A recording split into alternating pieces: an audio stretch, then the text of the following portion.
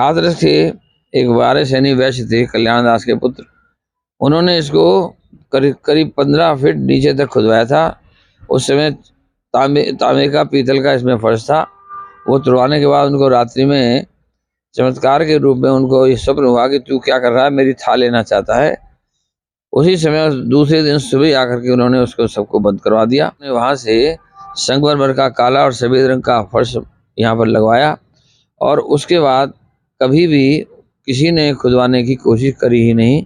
अभी मैं काशीपुर के मोटेश्वर महादेव मंदिर में हूँ और जो सबसे खास बात इस मंदिर की है, जो आस्था का केंद्र इस मंदिर में है, वो ये माना जाता है कि जो मोटेश्वर महादेव का शिवलिंग है उसकी लंबाई अभी तक कोई नाप नहीं सका है। ये माना जाता है कि ये अभी तक का सबसे लंबा और मोटा शिवलिंग है। एक बार एक व्यापारी ने जब इस शिवलिंग को नापने की कोशिश की थी तो सपने में उनको महादेव ने दर्शन दिए थे। हालांकि तब उस व्यापारी ने भी इस खुदाई को यहीं पर रोक दिया था। आज भी यहाँ दूर दूर से श्रद्धालु आते हैं। क्या यहाँ की मान्यता है, कब ये मंदिर स्थापित हुआ, हम बात करते हैं जो यहाँ के मुख्य पुजारी हैं, उनसे हम बात करते हैं। स्वागत है आपका पहले दैनिक उत्तराखंड में। आपके चैनल का स्वागत है मोटेश्वर महादेव पर।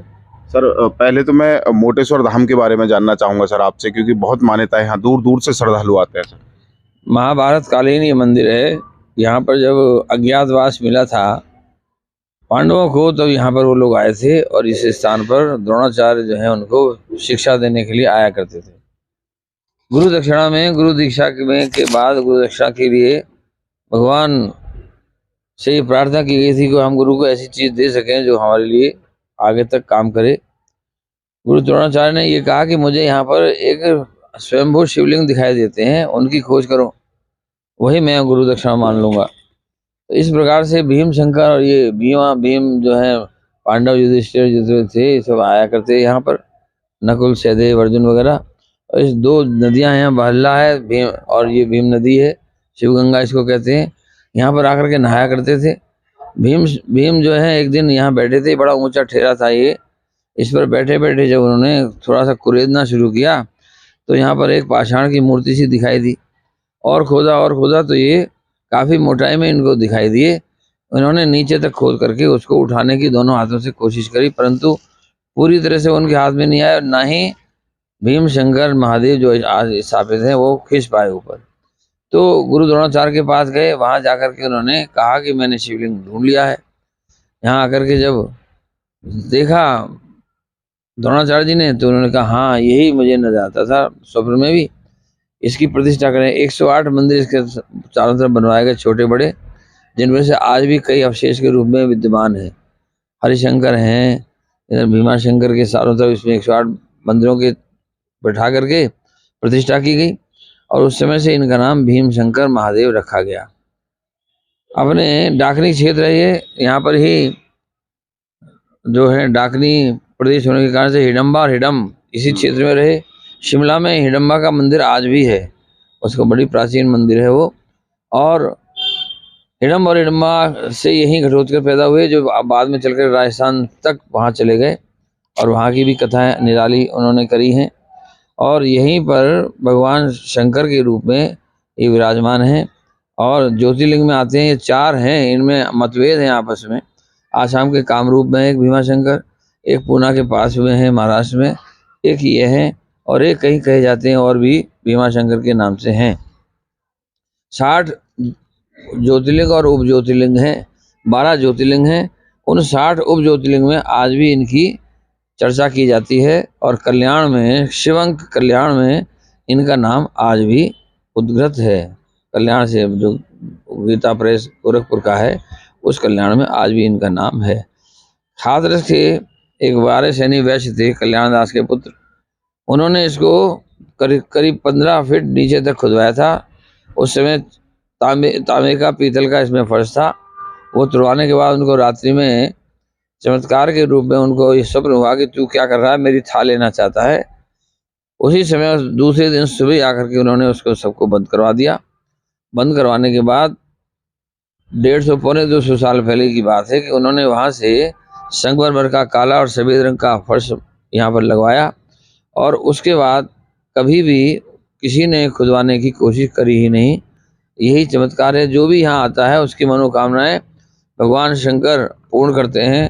दृश्य अदृश्य रूप में भगवान आकर के सभी की मनोकामनाओं को यहाँ पूरा किया करते हैं। सर ये जो मंदिर की पूजा होती है वो 2 मंजिले में होती है, मंदिर दूसरे मंजिल में है, इसकी वजह क्या है सर? वजह इसकी तो कोई कुछ कह नहीं सकता, लेकिन इतना जरूर है कि ये हजारों साल पुराना होने के कारण से कभी ये जमीन जो इसके चारों तरफ की है ऊंची ही रही होगी इसके बराबर, क्योंकि पहाड़ में पहाड़ी क्षेत्र होने से तेजी से पानी आता है और कटाव होता रहता है। उसके कारण से चूंकि उसमें बन चुका था, इतना हिस्सा छोड़ करके बाकी हिस्सा जो है वो मट्टी के रूप में बह करके जा चुका है यहाँ से, इसलिए भी ये ऊंचाई बढ़ सकती है। बाकी और कोई कारण नहीं है। ये टीला पहले से ही इतना मोटा था, इस क्षेत्र में इतने ऊंचे स्थान मिल जाया करते हैं, ऐसा नहीं है, असंभवता नहीं है, पर यह है कि पानी बहने के कारण से बहुत कुछ कटाई इसकी हो गई, इसलिए इसकी ऊंचाई अपने आप भी बढ़ गई। लगभग सर शिवलिंग की लंबाई कितनी आंकी गई होगी सर? आज तक किसी को कुछ पता ही नहीं है इसमें कितना है कितना नहीं है, किसी ने इसको नीचे तक देखा ही नहीं है। और जो था इसका सन 40 के करीब, 1920 के करीब इसमें कुछ घटनाएं नीचे ऐसी हो गई थी कि मेले पर लोगों की क्षति हो गई थी, तो इसको उस समय के अधिकारियों ने इसको तुरंत बंद करवा दिया। फिर इसमें किसी का प्रवेश आज तक है नहीं, नीचे से प्रवेश बंद है इसका बिल्कुल। कुछ लोगों का ये भी मानना है कि जो मोटेश्वर महादेव का शिवलिंग है वो लगातार बढ़ रहा है।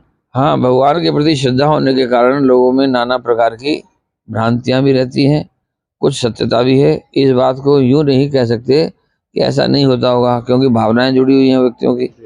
धर्म के प्रति श्रद्धा बनी रहे, कुछ ऐसा भी हो सकता है।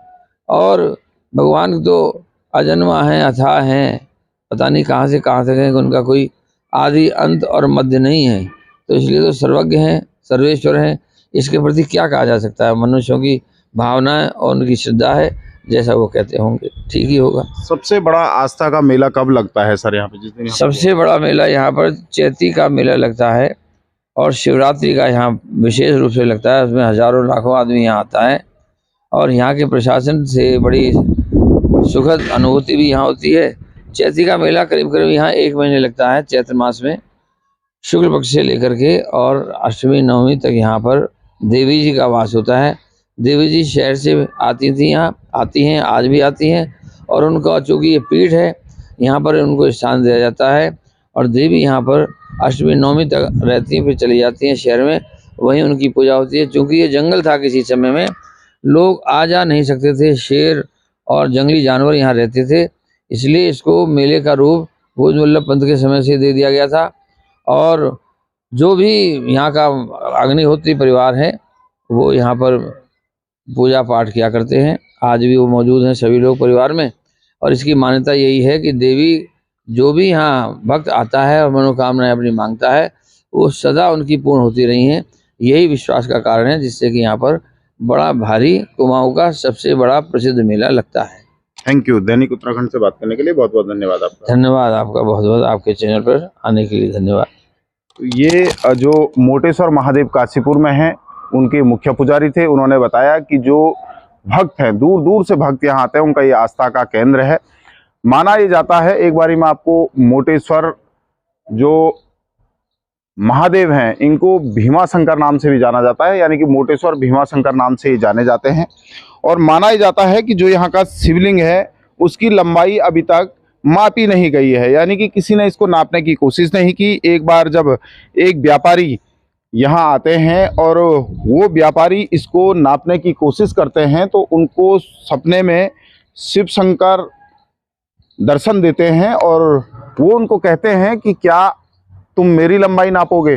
तो उस दिन से उस व्यापारी ने खुदाई वहीं बंद कर दी और उसके बाद इस मंदिर में जो सफ़ेद पत्थर हैं उनको लगाया गया, संगमरमर लगाया गया। जयपुर से जो संगमरमर है वो यहाँ लाया गया और उसको यहाँ लगाया गया। माना यह भी जाता है कि उससे पहले यहाँ पर जो शिवलिंग है, इस शिवलिंग के अगल बगल पीतल का फर्श हुआ करता था, लेकिन जब व्यापारी ने ये, मैं आपको सीधे दर्शन अब मोटेश्वर महादेव के करा रहा हूँ। और सबसे बड़ी बात यह है कि मोटेश्वर महादेव दुमंजिले में दर्शन होते हैं, यानी कि दुमंजिले में दर्शन होते हैं। सीढ़ियों से चढ़कर भक्तों को ऊपर आना पड़ता है, जैसे कि आप देख रहे होंगे।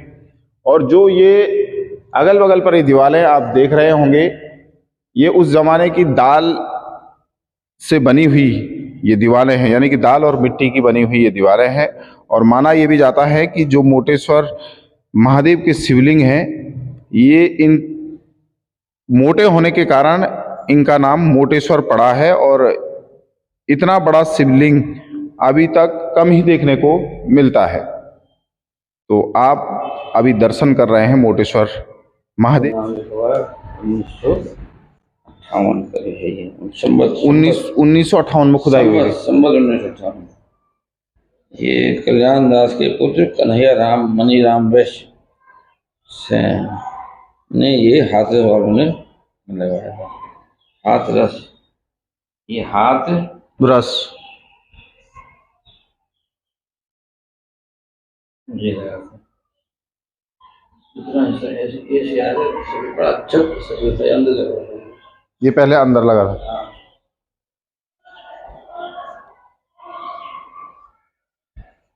तो भीमा शंकर के द्वारा इस मंदिर को यहाँ पर स्थापित किया गया है। दूर दूर से यहाँ श्रद्धालु आते हैं और इसकी जो लंबाई है शिवलिंग की, वो अभी तक कोई भी इसको नाप नहीं सका। एक बार हाथरस के एक व्यापारी ने इसको नापने की कोशिश की थी, इसकी खुदाई की थी, लेकिन शिव शंकर जब उनके सपनों में आए तो उन्होंने भी खुदाई छोड़ दी। उसके बाद उन्होंने जो सफ़ेद संगमरमर है जयपुर के, वो यहाँ पर लगाने का काम किया है। और आज भी ये माना जाता है कि जो भी भक्त यहाँ पर आते हैं उनकी मनोकामना पूर्ण होती है।